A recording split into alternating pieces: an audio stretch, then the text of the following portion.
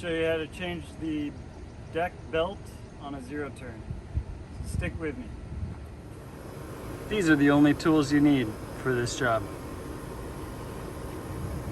For my mower, it's a 3/8 inch socket. Yeah, you could use a wrench. Yeah, you can use a lot of different things. That's what I had, so I used it. For the spring, like ideally you want one of those trampoline spring stretcher tools you can get on Amazon for like 2 for $3 or something. But I gave those away with my trampoline. So I use vice grips. Yes, these are the only tools you need to replace your belt. The dealership wants $100 for the belt. Amazon wants $30. So yes, I can wait 2 days to receive the belt, and I will get back to you on the longevity of this belt, because sure, there could be different qualities. Anyway, thanks for watching. All right, first thing we're gonna do is lower the deck so that I have a little bit more room to work with between the mower and the deck. Next thing we're gonna do is locate your screws. I've already started unscrewing this one. Locate the screws for your belt covers and remove those. Mine has 2, so one over here and one on the other side. So we're gonna take those out and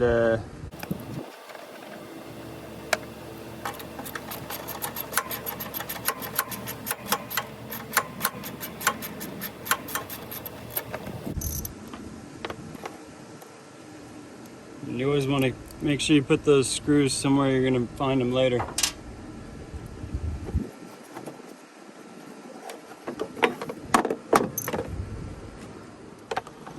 And same thing over here.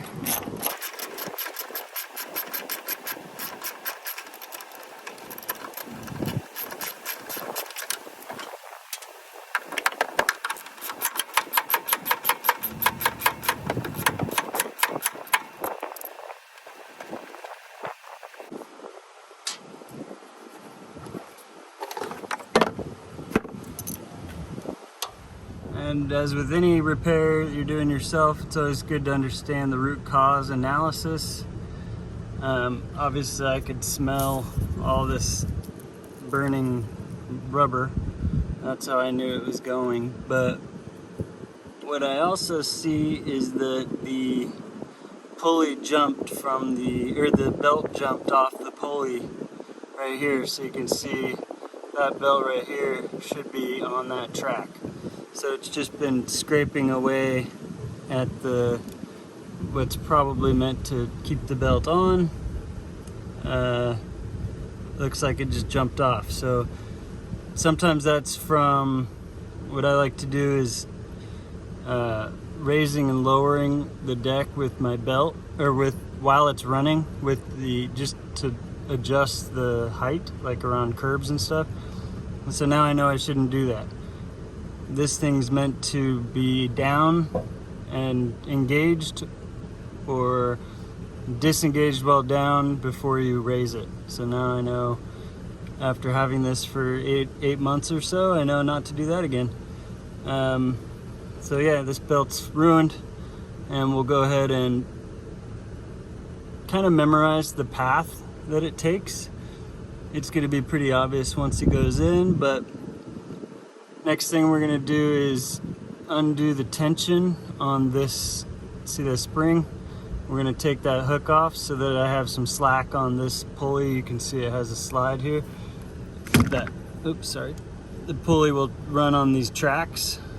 If I undo that spring, it'll release that for me. Also, another useful thing to know is where the belt actually gets the power from the engine. So you can see this is the first pulley that we're going to loop the belt around when it goes back in. So next part is taking the spring off, and if you have a handled hook for a big trampoline, It's a good tool to use. I don't have one anymore, so I'm just gonna use some vice grips.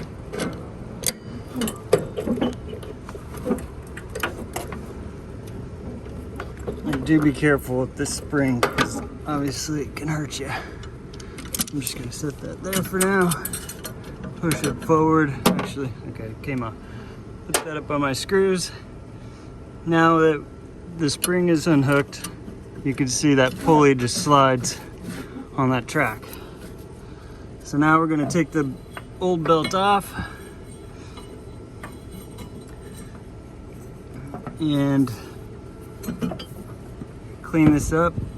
I'm just gonna use a blower and get all the grass out of here, and then we'll be on to installing the belt.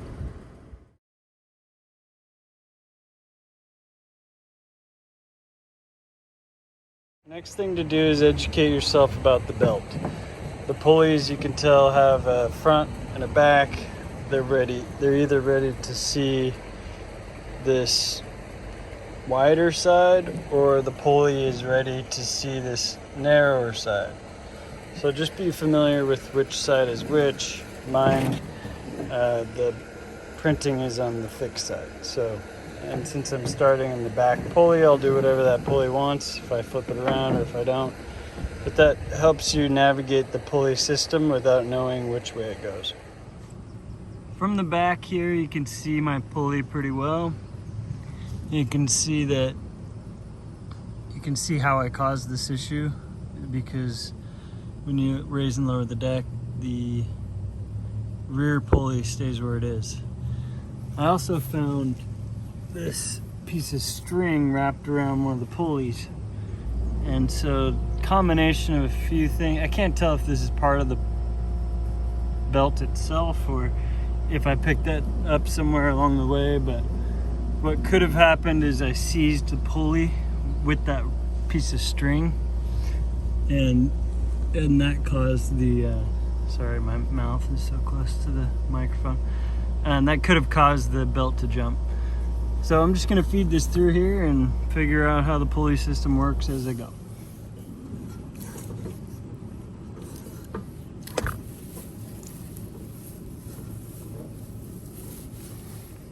I'll jump around the other side and pull it from the other side.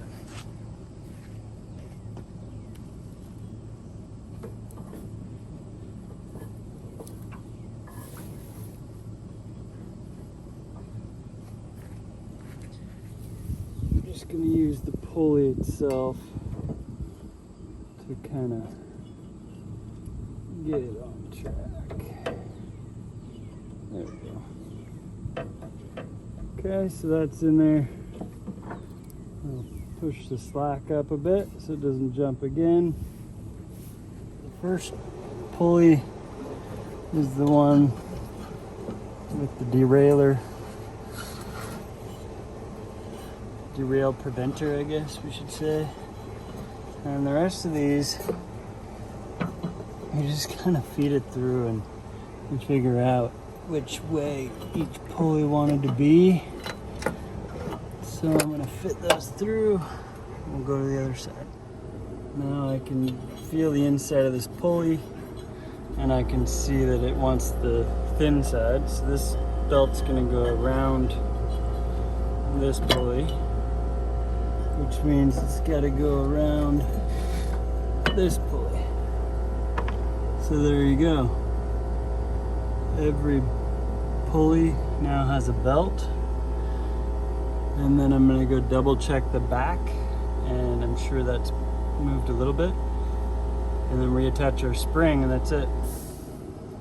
Don't worry, you're almost to the end of my video. So this one was fine. I'm just going to go around all the pulleys and make sure that everything's properly seated before I put the tension back on.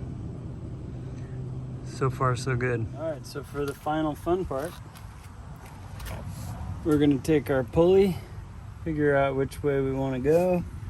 I think I'm gonna underhook. See, one hook goes one way, one hook goes the other. I think I'll underhook the pulley, so make sure your hooks are properly seated. I'm not going to edit this part because I want you to see how hard it is. All right.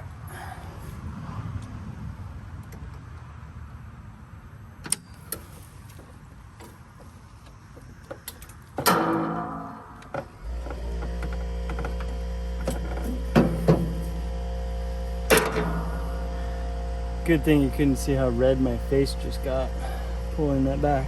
Okay, so now we're back. We appear to have belt freedom. Nothing looks twisted. I think it's time for a test. What do you think? Sorry, my air compressor just kicked in. Sorry about that. So rude. Air compressors have no manners. The other thing I figure I'll mention now, when I took these guys off, there was grass, there was stuff just caked everywhere. So yes, these are cool. You can't step on them. These are cool because it, I guess, looks a little cleaner. I mean, having a bezel there. However, before I put those on there, my neighbor was like, don't do that. And I was like, okay, yeah. And you know me, I'm stubborn. Not just stubborn, but I have to learn myself. People can teach me stuff all day long. And until I actually do it to make my mistakes, except, the mistakes in red, I'm not gonna make those mistakes, but you know what I mean? Like through experience, I learn better. And in this case, I should have listened to my neighbor. Hindsight is 20/20. I don't know if that'll ever cure my stubbornness. Let's fire it up and see what happens. If everyone could just put your safety glasses on and ear protection, I think we're good. But yeah, long story short, I'm leaving those stupid bezels off because I don't want stuff to get caked in there.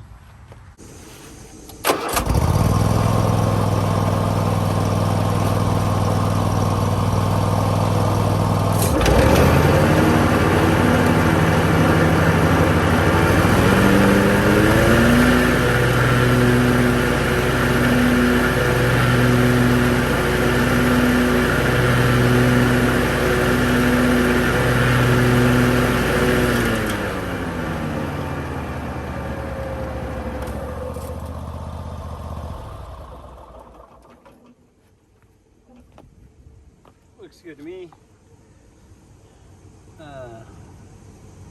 Having a deja vu because I already filmed this segment, but the phone was off the whole time, so you didn't see it.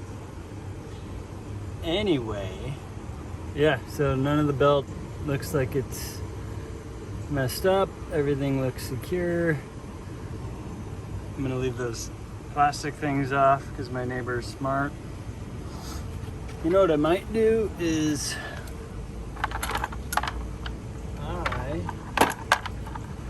leave you with this. So when you take things off like that bezel, put the screw back in because you can see that exposed. See if we can zoom in without losing frame. You can see that exposed metal there that's not painted. I mean, you're not going to be helping yourself 100%, but just by having the screw in there, you're protecting your deck. This is the deck.